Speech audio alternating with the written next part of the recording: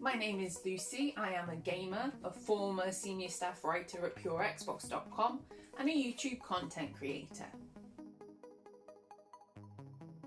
Yeah, I'm 43. I look much younger than I am. I'm way more intelligent than you'd expect from this face. And I'm married to someone that's way out of my league. My name is Annie. I am 24 years old and I teach part-time English to Dutch students. And I'm also a gamer. Well, I'm 22. Name's Tom. In my hobbies, I play a lot of Xbox. I was in the gaming industry, mostly doing events. My name's Ken Barnes. I've worked in the gaming industry for about 20 years, writing freelance capacity and editing several websites and also writing for magazines, etc. My name is Ash. I go by the name Lady Insanity on the interwebs. I guess on and off YouTuber, content creator for the past how many years? Like more than 10 at this point. My name's Jared and I create content on YouTube full-time. My name is Katie and I run the YouTube channel Gilderthallen, where I just talk about the video game Dragon Age, mostly about the lore, not really promotion or anything like that. I'm Andrea Renee. I have a long history working in digital media, specifically in video games media. I'm Brittany Brombacher, and I, like many others in the industry and many of those who love video games, have been playing video games since I was a little kid. I never really strived to be a part of the industry, and I find myself here today, playing games and gushing about Yakuza. We are a group of friends with over 30 years of professional video games industry experience that bring that expertise from different facets of the industry to our conversations every week, where we analyze the news and also talk about our candid impressions of games that we've been playing and games that are currently out.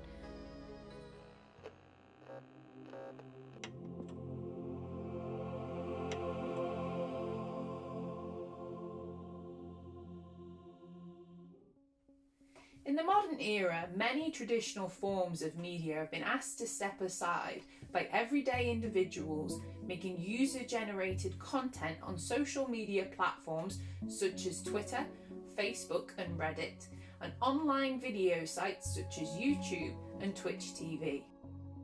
The gaming industry has been no exception to this rule, and the democratization of this highly interactive medium has seen the rise of the online gaming YouTube content creator, as well as giving gamers more ways to enjoy the games that they love.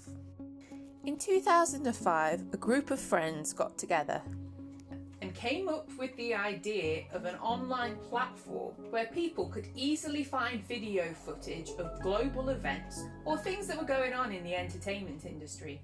The first content that they uploaded to their website, YouTube, was a video of co-founder Jareed Karim on a visit to his local zoo. It was inevitable that gaming content would begin to appear on the platform. From film footage of gaming competitions making instant superstars of the competitors, to previously unknown gamers uploading videos of them playing their favourite games. The YouTube gaming platform was born, and over the following decade created a new form of visual media, spearheaded by gamers who wanted to be able to share their content online. For me, I wanted to create the channel because I wanted the content that didn't exist. And so I'm like, well, I could make it. I know how. I could do it. And I have time, so why not? So when I started, it was all very basic and I would just cover whatever games came to mind. As I kept going, I kept getting deeper into doing the deep dives on video games, their development, get just a little deeper with every video. And now we're at the point now where we're spelunking, so. I would just record all the time. And one day I just decided, okay, well, I might as well just keep on doing this. It went from like posting clips of me doing okay to clips of me doing commentaries. And I was like, okay, yeah, I'm making these Call of Duty videos. I would get like 600 to 1,000 views on each one. This viewership of gamers range from the young to the old school, from the plucky action adventurer to the hardcore role player. Consuming content that was once only available for them to play on their personal computers or console of choice through a wider range of devices, bringing the medium in line with traditional forms of media like television and film. People don't have gamer written on their forehead. I would find it difficult to find gamers in Holland, and because of that I reached out on social media, Instagram, later Twitter, because It's basically like Tinder with video games. You like the same game, I like the same game, okay, let's sit down and talk. I tend to find with the more in-depth games, a good example would be the Division or the Division 2, which are either of them, where the in-depth nature requires you to have a level of knowledge of the intricacies of the game, where you can go to social media, particularly YouTube, and find content creators who have made a habit of putting in the time and the effort to learn the intricacies and then publish content explaining it to you, where it makes your life easier and you can spend more time enjoying the game without having to do that research. So there are certain games and genres where if you want the information you can go and find it, and that's helpful. Games media that was once presented over monthly magazine subscriptions or on obscure late night television shows could now connect directly with their audience through social media or their own dedicated websites. But this too has seen a shift in the democratization of the industry. Traditionally, the long-standing reputable outlets get far more access far earlier than content creators do, with the exception of a few publishers. Because before it felt like publishers were really holding all of the keys and you really couldn't cover anything without going through them first. And now it feels like it's a lot more open because they see the value of engaged communities. And it's much easier for singular content creators to connect with their viewers and their audience on a more authentic level than it is for a brand like GameSpot or IGN.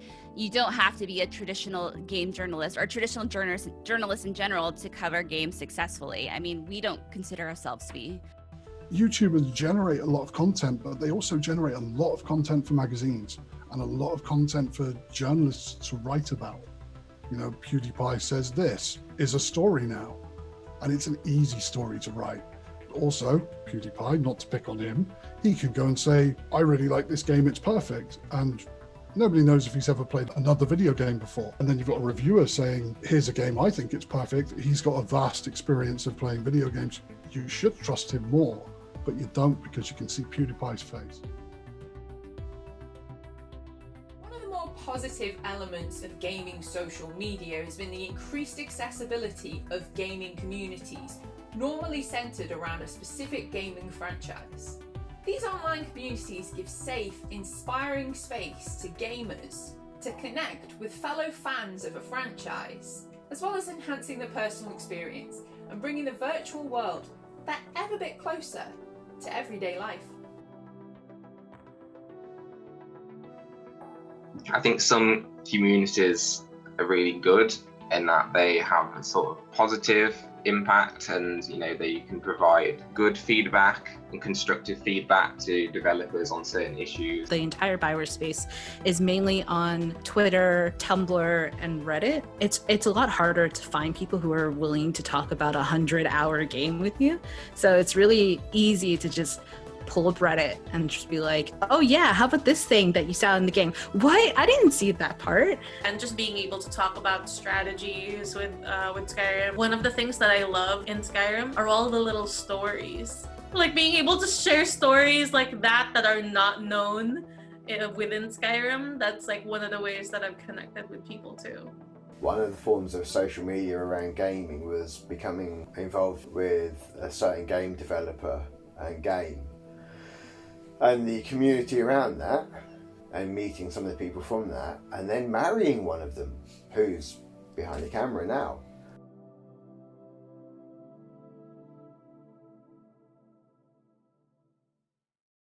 Having the ability to connect with other gamers on such a personal level is a powerful tool, and it is a responsibility that YouTube gaming content creators appear to be well aware of. I think for us, we know that we have been very transparent with the fact that our show is by adults for adults, despite the fact that we still very strangely get featured on podcasts for kids lists. I don't know why. All the time. Maybe I have a thicker skin than most. That's definitely possible, but I think it's also possible that I might have cultivated a viewership that is a little more apt to be respectful, because I'm a little more apt to be respectful towards them. I try to come at every situation without being a jerk, even if that's not given in the first place. I kind of always try to be mindful of it because I think coming from the therapy background, like you're really taught to be like, hey, as the therapist in the room, you have an element of power. So coming into the channel, I kind of took that mindset of that's something that has some sort of element of power. Even if I only have 100 subscribers, they're going to see me as a reliable source because I'm telling them I am. And they're coming to my channel for that reason. However, when it comes to the public perception of online gaming influencers, the bad reputation of a few seems to have soured opinion. There's nothing wrong with influencers. I don't have a problem with influencers. I have a problem with the way they're influencing. You know, they're doing it because of money. They're not turning up and saying, this is a game I played and I really liked it and you should buy it. Well, actually, they are saying that, but only if they've got a stack of 50s in their back pocket, and that's the problem. The rise of the influence is one of the biggest problems for younger generations in particular. Young people are easily led. It's not always real, you know. They show you what they want you to see, basically. You don't see the big picture. So as a kid, you might look at it and think, oh, they've got the perfect life. You know, I want to be just like them, but actually you don't see, you know, what they don't want you to see, basically. There's good things going on. They could be a force for good in the industry, in society, in just game development, in anything. But the chances of that happening are about that big because one way makes a lot of money and one way doesn't. It is abundantly clear that social media and the rise of the online gaming personality has had an impact on the gaming industry. But the question remains, has it been for better or for worse? I think social media isn't necessarily a bad thing in general or a good thing. I think it's a double-edged sword. It exposes bad behavior such as racism and calls people out on it. It makes people laugh with, I don't know, funny dog or cat videos. I think that the rise of social media really helped to normalize gaming in a way where people are more accepting of it. Having that big sort of rise in the number of people gaming and having it shoot into the spotlight is definitely going to have a positive impact on and making things better, encouraging better development of games as well. Social media hit its peak a few years back.